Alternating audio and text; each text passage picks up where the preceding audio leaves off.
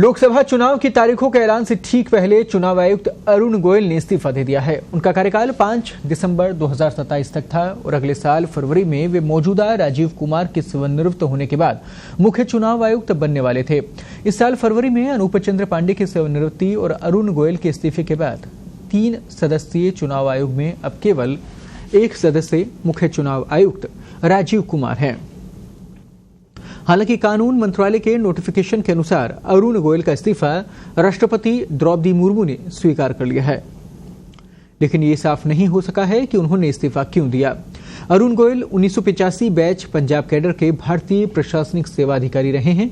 37 वर्षों से अधिक की सेवा के बाद वे भारत सरकार के भारी उद्योग मंत्रालय के सचिव के रूप में भी सेवा निवृत्त हुए, जबकि नवंबर 2022 में चुनाव आयोग में शामिल हुए थे। यहां गौर करने वाली बात यह है कि उन्होंने 18 नवंबर 2022 को स्वैच्छिक सेवानिवृत्ति ले ली थी, लेकिन इसके अगले ही दिन उन्हें चुनाव आयुक्त नियुक्त किया गया था, जिस पर विवाद छिड़ गया था। मामला सुप्रीम कोर्ट में पहुंचा। शीर्ष अदालत ने अरुण गोयल की नियुक्ति की फाइल तलब की थी और सरकार से पूछा था कि उनकी नियुक्ति में इतनी जल्दबाजी क्यों की गई।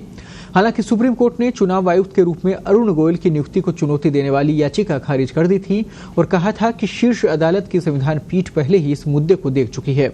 Justice KM. जोसेफ की अध्यक्षता वाली 5 न्यायाधीशों की संविधान पीठ ने अरुण गोयल की नियुक्ति से संबंधित फाइल का अवलोकन किया था, लेकिन कुछ टिप्पणी करने के बावजूद नियुक्ति रद्द करने से इनकार कर दिया गया था।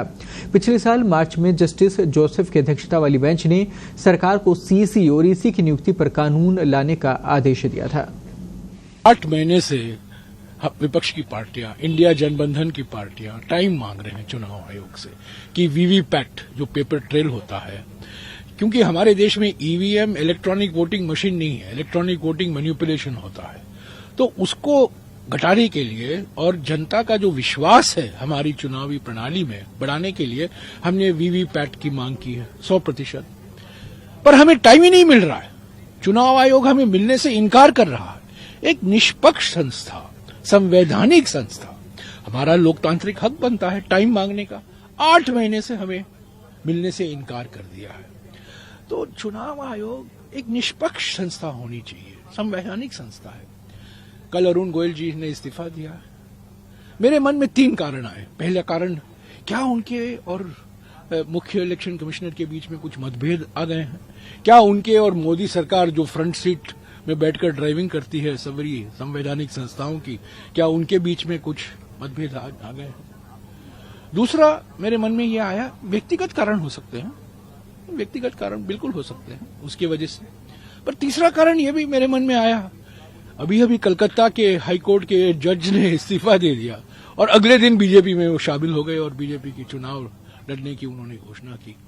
क्या ये इलेक्शन कमिश्नर भी इस्तीफा दिया है ताकि वो चुनाव लड़े बीजेपी की टिकट पर?